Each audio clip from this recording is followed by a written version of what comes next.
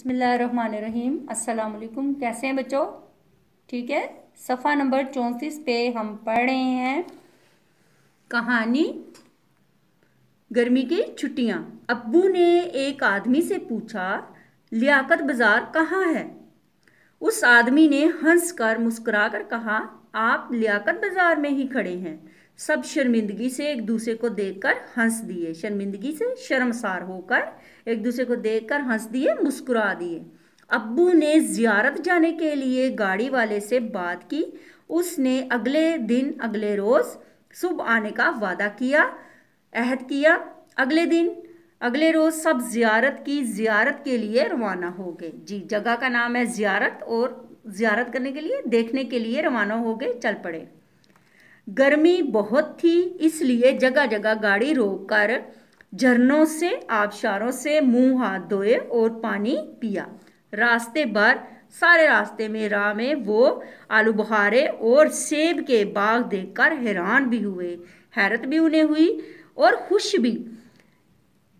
3 घंटे बाद जियारत पहुंचे। जियारत बहुत खूबसूरत था। हर जगह सब्जा ही सब्जा था, हरियाली ही हरियाली थी। दरख्त भी थे और गुलाब के पौधों की बाड़ें भी थी। बाड़ें थी, कितारें लगी हुई थी। ठंडी हवा चल रही थी और हर तरफ खुशबू फैली हुई थी।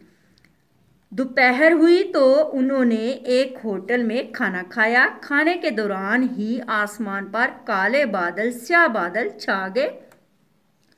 पूरे आसमान को काले बादलों ने अपनी लपेट में ले लिया और गरज चमक के साथ बारिश शुरू हो गई। वो सब बहुत खुश हुए। खाने के बाद साद और दानिश क्रिकेट खेलने चले गए। हफ्सा अपनी अम्मी के साथ टहलने लगी, चहलकदमी करने लगी और कुछ और बच्चे भी उनके साथ खेलने आ गए।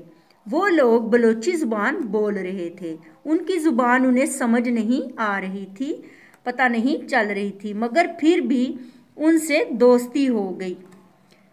शाम को जब कायदे आज़म की रिहाइशगाह देखने लगे, रिहाइशगाह जहाँ पर कायदे आज़म ठहरा करते थे, रहते थे, वहाँ पहली दफ़ा उन्होंने अखरोट के दरख्त देखे और बहुत हैरान हुए, बहुत हैरत हुई। वहाँ के मुलाजिम नौकर ने कायदे आज़म की वो ख्वाबगाह खोल कर दिखाई जहाँ उन्होंने बीमारी के दिन गुजारे थे। साथ ही उनके डॉक्टर और मादरे मिल्लत कौम की माँ, मतलब मोहतरमा फातिमा जिन्ना को खिताब दिया गया है, मादरे मिल्लत कौम की माँ। फातिमा जिन्ना के कमरे भी थे। हर चीज़ बहुत संभाल कर रखी गई थी, बहुत हिफाजत से रखी गई थी।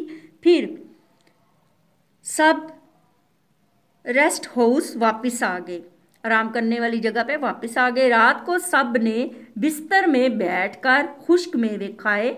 दूसरे दिन भी घूमने गए। 4 दिन बाद ट्रेन के ज़रिए कराची वापस आए। ट्रेन का सफ़र बस से बहुत बेहतर था, अच्छा था। रास्ते में राह में बहुत सारी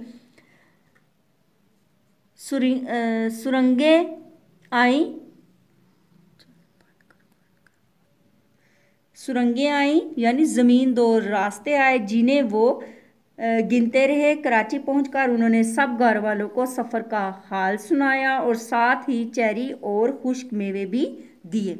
जी स्टूडेंट, सफ़ा नंबर आज हमने 34 पेज की रीडिंग की है और नए अल्फाज और अल्फाज के मानी भी जो हैं वो आपने सुने।